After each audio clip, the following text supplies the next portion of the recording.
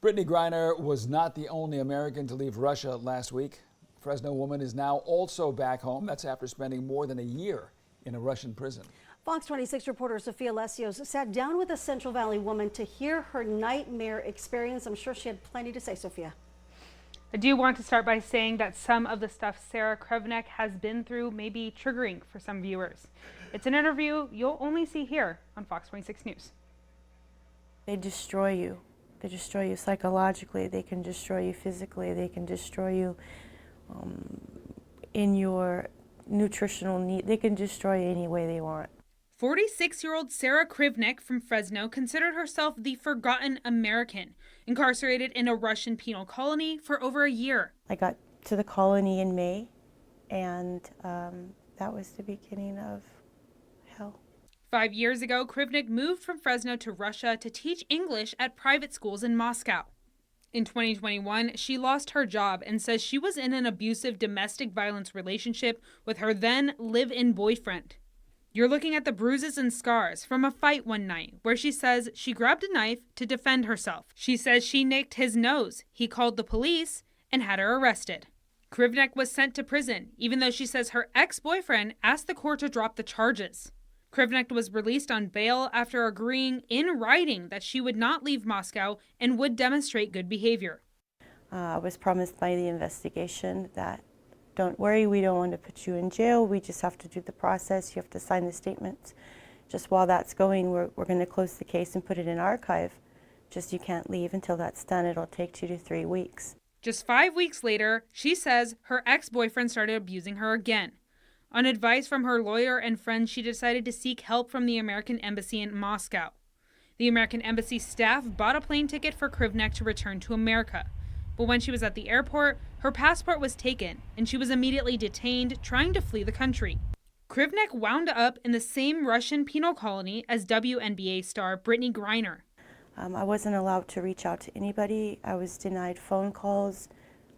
I couldn't reach out to my family, my children, any of my friends, just to let them know that I was alive.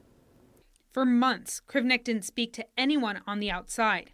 It wasn't until a Russian human rights activist who was also looking to help imprisoned WNBA star Brittney Griner discovered another American woman in Russian custody. I considered this place like a real day Sodom and Gomorrah, and the illegal activities that happen there, they go unchecked because different country, different rules. Krivanek says she experienced things people only dream about in nightmares. I was punished very harshly. I was assaulted. I said in Russian, "Zabери меня," and it means to take me. And I asked God, I'm tired. I can't do this anymore. I'm alone, and nobody's found me. November 7th, Krivanek was released from the Russian penal colony and was sent to a holding cell for deportees. 1 month later, she was placed on a flight back to California. She wasn't considered wrongfully detained. So because she wasn't considered wrongfully detained, she doesn't get the same services. Krivanek had to take out a loan with the U.S. government to come back and relied on Martinez and even strangers who helped pay for the rest of the flight. She just is grateful she had a friend who never gave up. Something could happen at any moment, any given time, and it's out of our control. That family, it doesn't always have to be blood, but that we should really, we need to get one another's backs. Right now, Sarah tells me that she's looking to get medical treatment in order to help heal herself enough to see her family in Colorado. Talking about it helps. She even tells me that she's thinking about writing a book about her ordeal.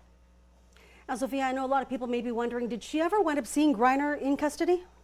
Yes, she actually did. She ended up seeing Griner. They were about 3 cells away from each other in her initial penal colony that she was at. All right, and I know we say penal colony, that's like a much bigger version of a prison. Yeah, and you know, usually foreign ones. I don't think we have a penal colony here in the United States. No. All right, thank you so much, Sophia. Now, Krivanek had been a teacher in Fresno before leaving to Russia. If you'd like to help her get back on her feet, we provided a link where you can help on our website. That's kmph.com.